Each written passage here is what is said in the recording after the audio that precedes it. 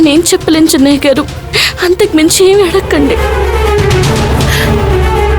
ఇక మీదట దాన్ని అడగాల్సిన అవసరం లేదు. ఇది దొంగ అని తేలిపోయిందిగా, ఇప్పుడే ఇంట్లోంచి పంపించేయండి. అత్తయ్య, జరిగిందేంటో పూర్తిగా తెలియకుండా తనని దొంగ అనకండి అత్తయ్య.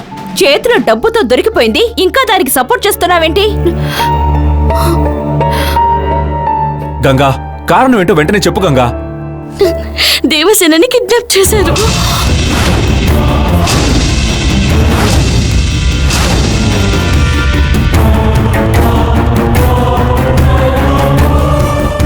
ఏంటి, దేవసేనని కిడ్నాప్ చేశారా?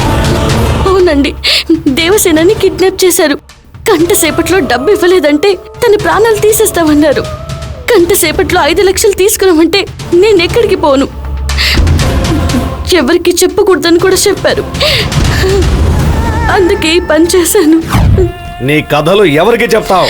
దేవసేనని కిడ్నాప్ చేశారంటే ఎవరు చేశారు? ఇప్పుడు డబ్బు కోసం ఫోన్ వస్తుంది. ఏంటి నువ్వు వాగేదే? దేవసేన నా రూమ్ లో నా కూతురుతో ఆడుకుంటూ ఉంది.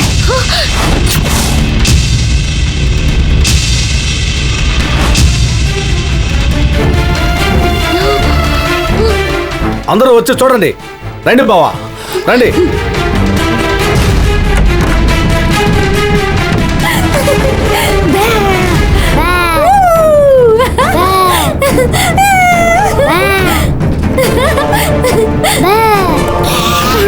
చూడండి బావా, దేవసేన ఇక్కడే ఆడుకుంటోంది.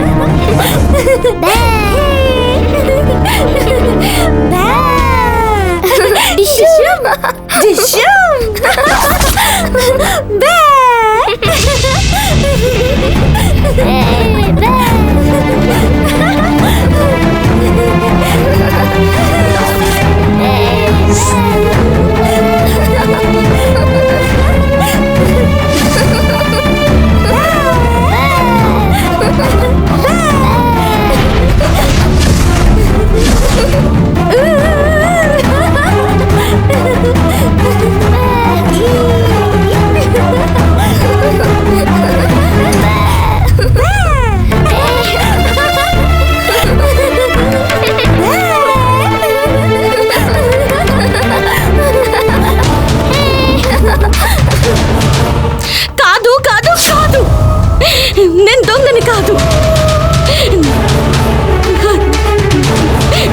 నన్ను దొంగ అని అనకండి, నేను అలాంటి దాన్ని కాదు. పాపని కాపాడుకోవడం కోసమే నేను డబ్బు తీశాను.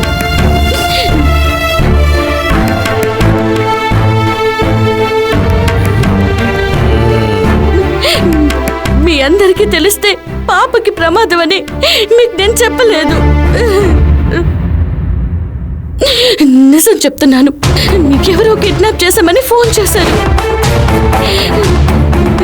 ఎవరన్నది తెలీదు. నేనే ఫోన్ చేశాను.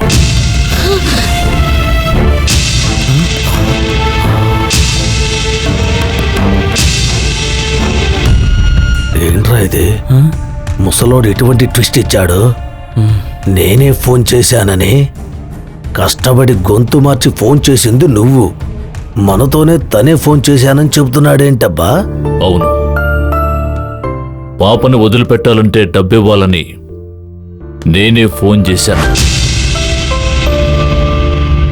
పాపకేదైనా ఆపదొస్తే గంగ ఎలా నడుచుకుంటుందో చూడాలనుకున్నా. తనకి పాప మీద ఎంత శ్రద్ధ ఉందో తెలుసుకోవాలనుకున్నాను. ఇప్పుడు చెప్తున్నాను, గంగకి పాపంటే ప్రాణం కన్నా ఎక్కువ.